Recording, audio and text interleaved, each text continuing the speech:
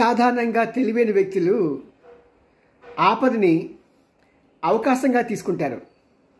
పక్క వాళ్ళు ఏంటంటే మన శత్రువులు మనకి ఏదో రకంగా ఒక ఆపద కలగ చేయాలని ప్రయత్నం చేస్తూ ఉంటారు.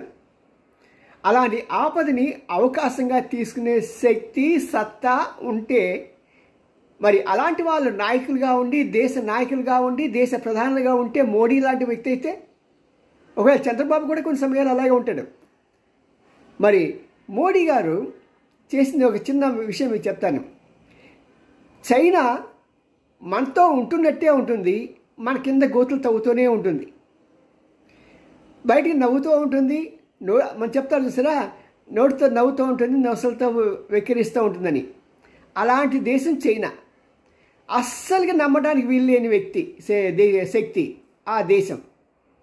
మరి అలాంటి దేశం ఏం చేసిందంటే, ఎలాగైనా సరే ఒక సమయంలో భారతదేశాన్ని దెబ్బ కొట్టాలి అంటే ఎలా కొట్టాలి, నీటిని ఆయుధంగా చేసుకుందాము అనుకొని బ్రహ్మపుత్ర నది చైనా ముందు నుంచి ప్రవహిస్తూ వస్తుందన్నమాట. అక్కడ హిమాలయాల వాటి నుంచి అది వర్షాకాలంలో చాలా ఎక్కువ వర్షం పడుతుంది. మనకు తెలుసు, చిన్నప్పుడు మనం చదువుకున్నాం, బాగా ఎక్కువగా వర్షం ఇది వచ్చేదంటే చిరపుంజి ఇవన్నీ తెలుసు కదా మనకి. అలాంటి వాటి నీళ్ళంతా కూడా చేరి ఆ బ్రహ్మపుత్ర నుంచి మెల్లిగా ప్రవహిస్తూ ఉంటాయి. మరి ఆ బ్రహ్మపుత్ర దగ్గర పెద్ద డ్యామ్ కట్టింది చైనా, ప్రపంచంలో అతిపెద్ద డ్యామ్. అందరూ అనుకున్నారు కదా, అబ్బో చాలా మంచి ప్లాన్ చేసింది చైనా, భలే భలే అనుకున్నారు. కానీ దాని వెనకున్న కుట్ర ఎవరు గ్రహించలా.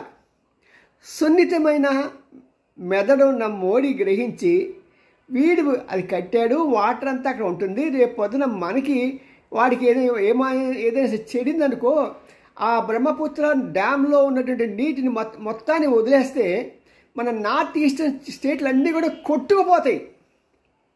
ఎక్కడ ఒక్కళ్ళు మిగలరు, ఒక ఇల్లు మిగలదు, ఏది మిగలదు. ఆహా, భలే ఔడియా వేసావయ్యా బాబు నువ్వు. ఆహా సరే అని చెప్పి తాడిని తన్నేవాడే ఉంటే తల దన్నేవాడు ఇంకోడు ఉంటాడు.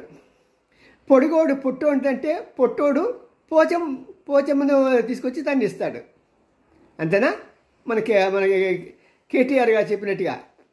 సరే, మోడీ గారు ఏం చేశారంటే దాని తర్వాత ఇక్కడికి వచ్చేటప్పటికి వాడు ఎంత నీళ్ళు వదిలినా సరే అది మొత్తం అబ్జర్వ్ చేసిన పెద్ద డ్యామ్ని కట్టాడు. వాడు ఎన్ని నీళ్ళు వచ్చినా సరే ఆ డ్యామ్లో ఉంటాయి, వాటిని చక్కగా పొలాలకు వాడుకోవచ్చు. అది ఔడియా అంటే అలా ఉండాలి శక్తి.